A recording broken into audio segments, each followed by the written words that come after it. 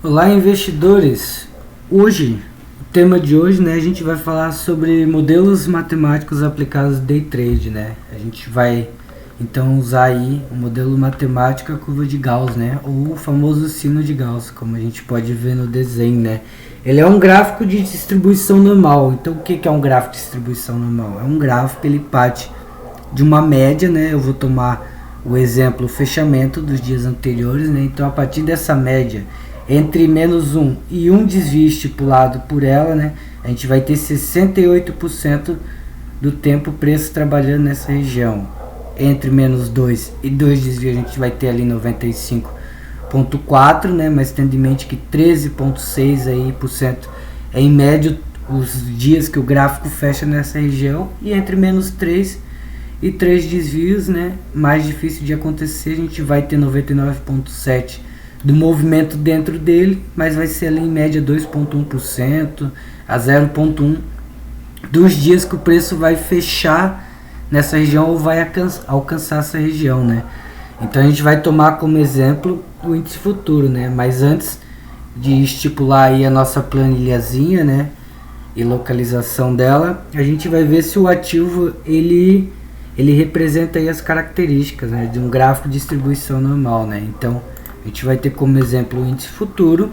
A gente vai pegar um gráfico diário limpo e vai copiar para o Excel, tá? Eu já tenho o Excel aqui aberto, eu vou jogar os dados, vou apagar o prior code que eu não preciso, tá? E vou apagar o dia de hoje. O mercado já fechou, né? Mas eu vou apagar o dia de hoje, supondo que a gente vai fazer isso antes do pregão abrir. Então eu preciso do retorno, né? Deixa eu escrever aqui, retorno. E o retorno é o quanto ele oscilou, né, de um fechamento para o outro, né? Então eu uso o LN, abro parênteses, eu pego o fechamento atual dividido pelo fechamento anterior, né?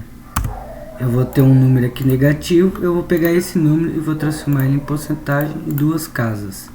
Então a gente pode ver que a gente teve 0,57, né, de retorno no índice. Damos dois cliques, né? Então temos todos aí estipulados, né? Então, para saber, a gente vem aqui em dados, análise de dados, vamos abrir um histograma, né? Vamos dar um OK. O meu intervalo aqui, ó, vou apagar. Eu vou pegar então meu retorno, esse aqui, e o último retorno, né? Rótulos, nova planilha, resultado em gráfico. Abrindo aqui, abrir o nosso histograma, a gente pode ver que o ativo se comporta dentro dos nossos parâmetros, né? Então a gente pode partir aí para a parte matemática, né? Eu já deixei aqui um layoutzinho mais ajustado, né? E tem aqui data, fechamento, abertura, né? Os nossos retornos, como a gente faz, LN, abre parênteses, fechamento dividido fechamento anterior. Pegamos o número, transformamos ele em porcentagem, duas casas. Agora damos dois cliques, né? Os dias a gente vai usar 45 dias, tá?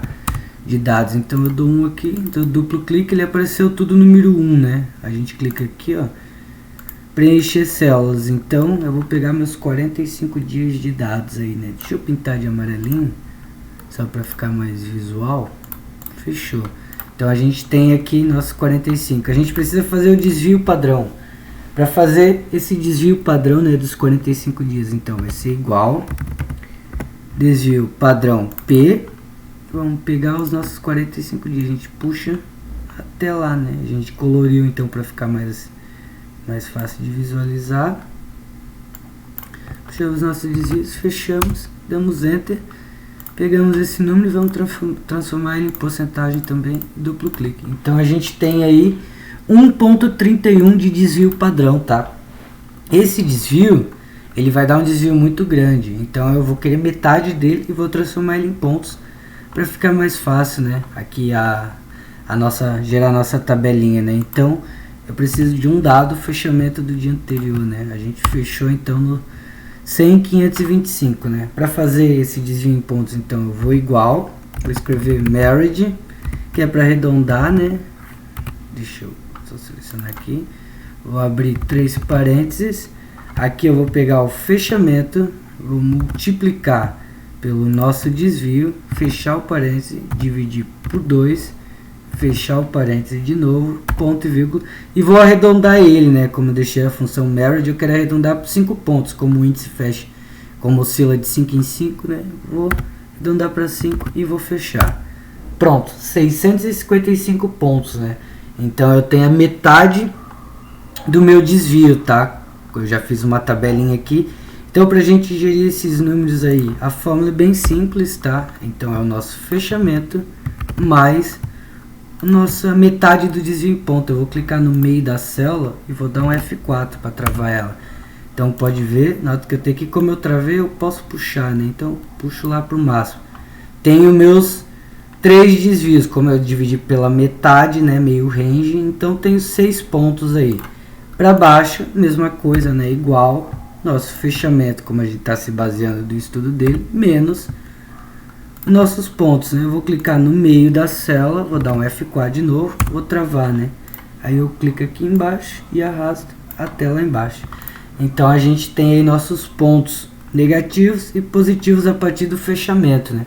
Nota que dentro desses 4 pontos ele tem 68,2, entre esses 6 pontos 95,4 e o final aqui 99,7, né? Na verdade, 2 positivos, 2 negativos, 4 negativos, 4 positivos e 6, né? Então a gente tem todos os nossos pontos. Lembrando que esse estudo aqui eu fiz do fechamento, mas a gente pode fazer do ajuste, pode fazer de ponto de volume, pode fazer de abertura.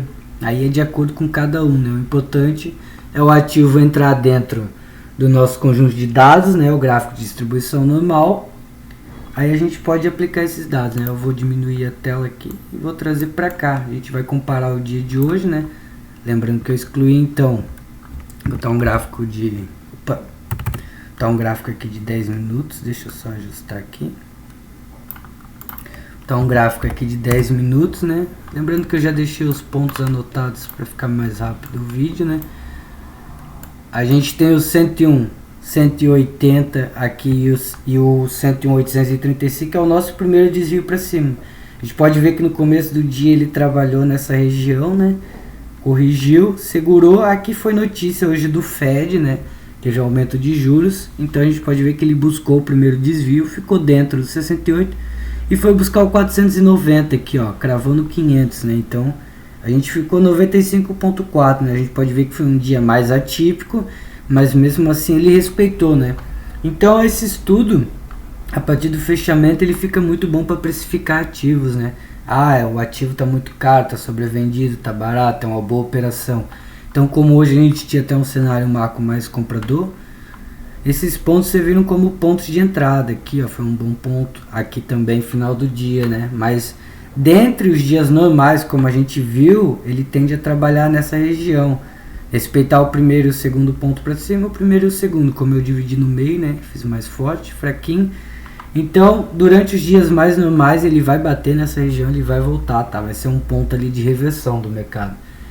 Então, agora a gente já tem a fórmula, a gente já mostrou no gráfico, né? Então, é aplicar em outros ativos, aplicar em tempos diferentes, né? Fica de acordo de cada investidor, né? E se você gostou do vídeo, né? Curte, comenta, compartilha e vem fazer parte aí da comunidade Hunter, né?